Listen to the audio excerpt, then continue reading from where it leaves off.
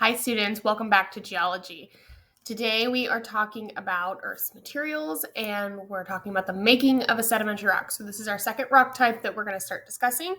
We're going to go through the process of making a sedimentary rock, and then in the next lecture you'll learn about sedimentary structures and how to identify sedimentary rocks. Okay, so it starts with the rock cycle, right? So we've already talked about igneous rocks, which come from melting or molten rock. Now we're going to start talking about sedimentary rocks, and those begin with erosion and weathering, and then we will start to see the formation of the sedimentary rock, and then next week we will look at metamorphic rocks.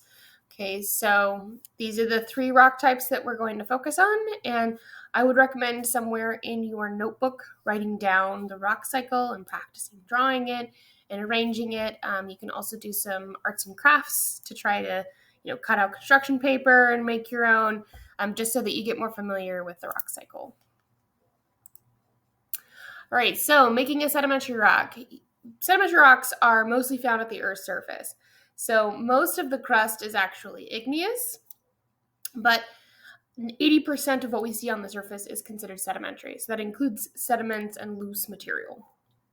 And so all sedimentary rocks are made at or very close to the Earth's surface. They do not occur within the crust or deep within the Earth. But only 5% of the actual crust is made up of sedimentary rocks. The rest is igneous and metamorphic, and like I said, the majority of it is igneous. All right, so here are the sedimentary processes. The first thing that has to happen is weathering. Weathering is just the breakdown of the rock over time. So it's being exposed to air, wind, water, ice, all sorts of things, biological activity that can start to break the rock down into smaller and smaller particles. The erosion factor is the actual removal from its original position somewhere else. So the erosion factor is when the actual grains or the sediment starts to get removed. Then it's transported somewhere. So this can be transported by gravity from the top of the slope to the bottom of the slope. And then from there, it can be transported by wind, water, or ice. Ice being glaciers, of course. At that point, once it's transported to its stopping position, we call that deposition. And so deposition is when everything starts to settle out from whatever that transport medium was.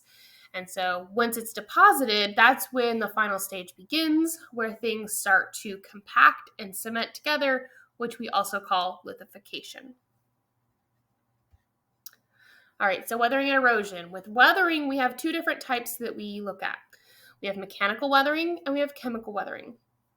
Mechanical is a physical weathering, so it's a physical breakdown of the rock into smaller and smaller particles.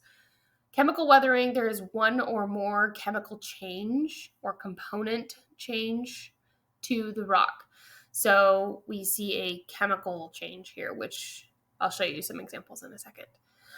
So with physical weathering, we can break that down into a few different types. We have unloading, we have root wedging, we have frost wedging, and we have temperature change.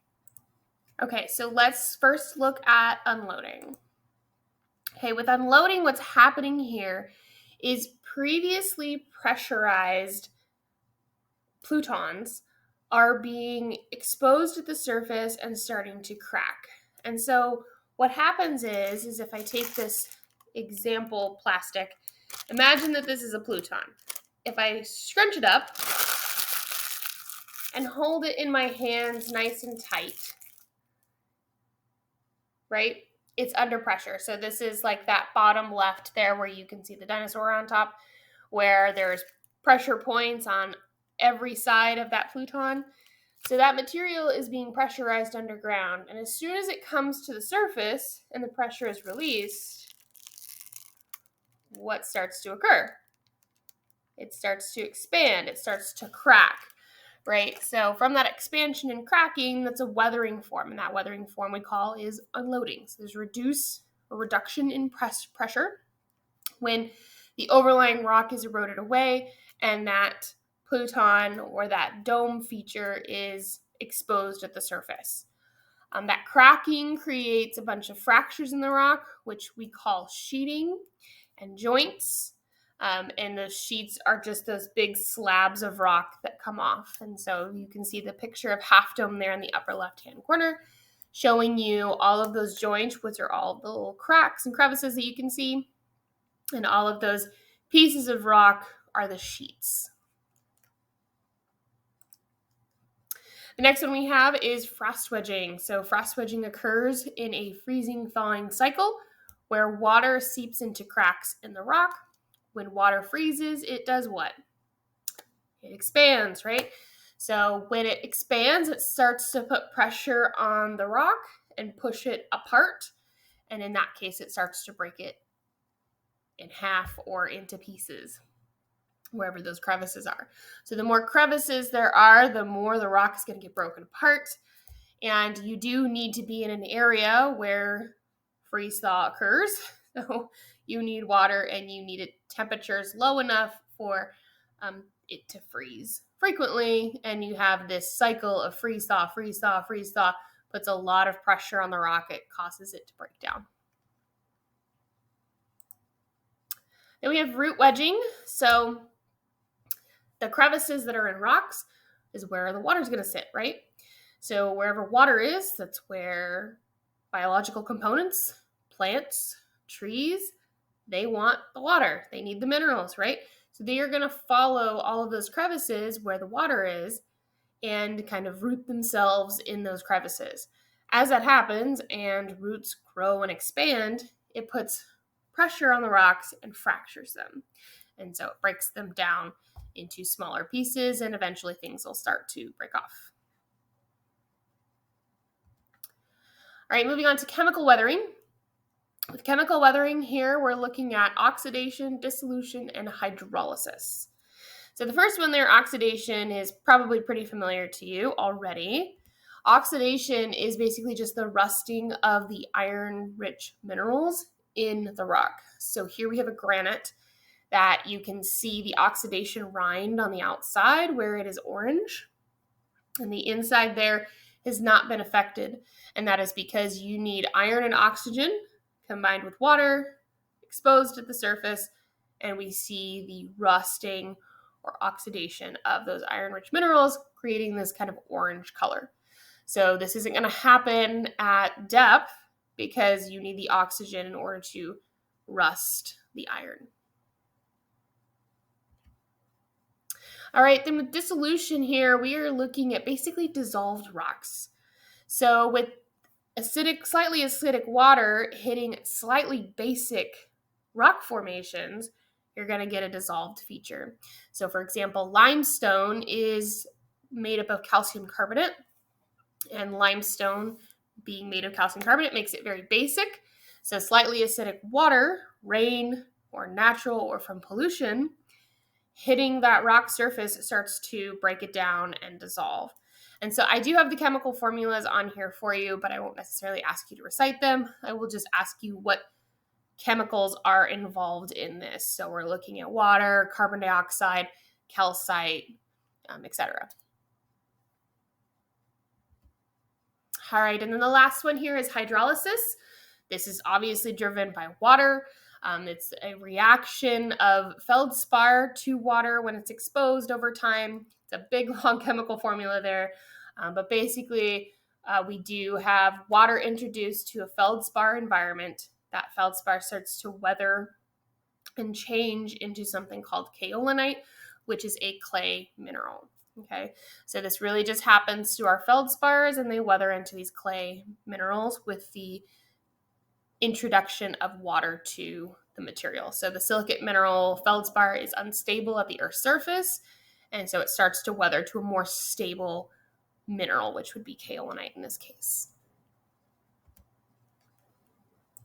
So then in some special cases, we have something called differential weathering, where depending on the material that is present, you might see a difference in the amount of weathering it's exposed to. So for example, if the rock that is on top here is more resistant to weathering than the bottom, you're going to see kind of this difference in the amount of weathering you see in those rocks. And so we just call that differential weathering, and it gives us some really funky features like these two that are pictured here. All right, next is transportation. So step one of transportation is gravity, right? Gravity takes it from the top of a mountain or top of a cliff to the bottom. Okay, so that's really all gravity mostly does. Obviously, gravitational pull on a slope does some work when it's being transported, when the materials are transported. But for the most part, gravity is just top of the hill, bottom of the hill. And then from there, wind, water, and ice kind of take over. And so ice being our glaciers, obviously, and then wind will only pick up sand-sized particles or smaller. So it doesn't generally pick up boulders because wind is not strong enough. But water and ice can pick up very large particles. Ice can move the largest amount of particles. As it's being transported, these pieces are turning into soil and sediment. So they're no longer rock formations or rocks. They are now turning into what we call soil and sediment. And soil and sediment are oftentimes used interchangeably. But in general, they're just broken down pieces of rock that we're talking about here. And so if we look at soil classification, we're looking at what size the grains are and trying to classify them by the size and the shape that we see. So with class size, these are the sizes of the fragments, right? So we are looking at a few different sizes. We have gravel, sand, silt, and clay. Gravel will be the largest, sand the second largest, silt, and then clay is our finest material. Within each of those, you can describe them as coarse, medium, or fine. And then with clay, we just look at coarse and fine because there's really not a medium that we can see there. And so these are just going to be the different sizes of material. When I talk to you about the classification of sedimentary rocks, I will give you the actual class sizes there. But for now, this is just a visual to get you to understand that we're looking at broken down pieces of sediment that can range from a gravel size to a clay size. We can also describe the rounding of those materials. So as they're being transported, material becomes more and more round. So when rocks break off first weather from an original formation, they are very angular. Okay, so they're really close to the source and they're very angular here. And as they move further and further from their source, they get more and more rounded, right? They start to tumble around and their edges start to round out. And so the rounder the material, the more likely it's really far from its source. We can also talk about the sorting. So as material is weathered and dropped down to the bottom of a slope, we're looking at a lot of different sizes of material here. And when we talk about the size difference in material, we're talking about the sorting. And so the sorting is just the arrangement of the size of the grains. And so if they're a bunch of different sizes, then that sediment is very poorly sorted. If there's a bunch of sizes that are all the same, all of the sediment seems to be about the same size, we call that well sorted. Okay, so that tells us something about how far or how close it is to the source as well. So if it's poorly sorted, we assume that the rocks or the sediment is really close to where they first weathered and eroded from. If they're very well sorted, then we assume that they have traveled really far from their source. And this tells us something about the maturity, right? So we can talk about whether a sedimentary rock is mature or immature. If it's mature, it's going to be round, it's going to have well sorting, and it's going to be a really small grain size because as material is transported, the larger particles start to drop out, and those larger particles start to get smaller and smaller and smaller. So something that is mature is going to be round, well sorted, and small particle size, and it's also going to be really far from its source. Something that is immature is going to be angular, poorly sorted, and large particles. And those are going to be close to their source. Okay, so that when we look at the grains, we can look at all of these features and try to figure out where they are in their journey from weathering and erosion all the way to lithification. So once that material is transported, it's going to land somewhere. This can be on land, it can be in the ocean. And that area where it lands is called deposition. On Earth, there are lots of different depositional environments, and these are just specific areas where sediments will be placed and then start to turn into sedimentary rocks.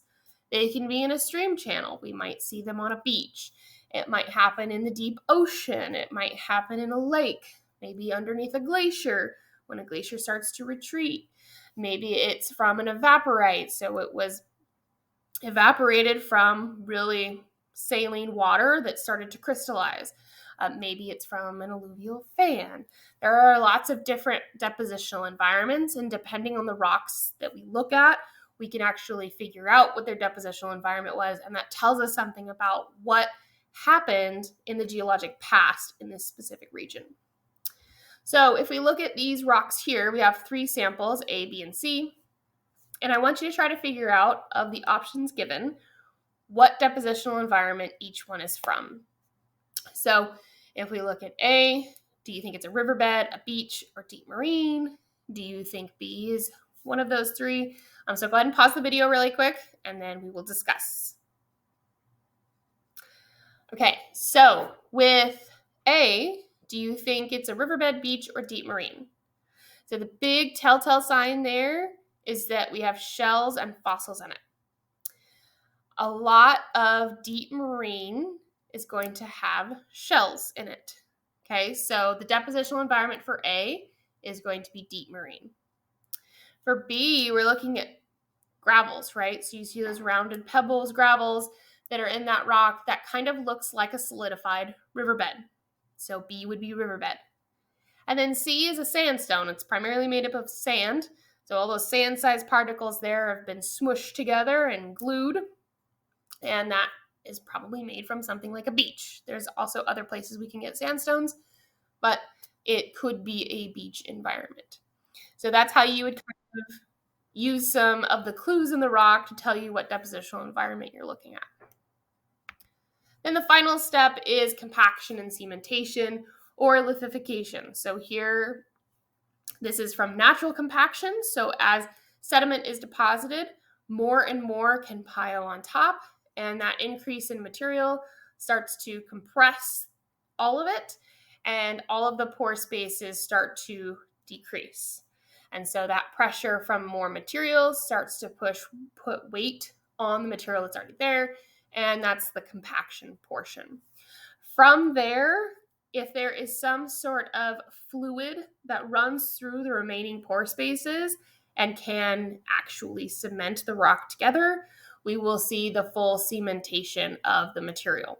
And so some cementing agents that we commonly see are siliceous cement, calcium carbonate, and iron-rich cement. So this all just depends on the environment in which the rock is being formed, and whether that material, that cementing material, is available to actually fully cement the rock together. If it doesn't fully cement, then we're just looking at sediment, compacted sediment. So in the Central Valley of California, there's a lot of sediment below the ground, but all of it is just compacted. It's not cemented, so it's technically not a rock. It's still just sediment. All right, so we are in the sedimentary rock realm of the rock cycle. So remember, we started with igneous rocks. Now we're looking at sedimentary rocks. Next week, we're going to work on the metamorphic rocks. So to sum up this lecture, sedimentary rocks are made from weathering, erosion, transportation, lithification. All of those things have to happen in order for sedimentary rock to form. The weathering that we see can either be chemical or it can be physical. The depositional environments give us clues to the geologic past of an area. And without lithification, sedimentary rocks stay as sediment. I will see you guys in the next video. Bye.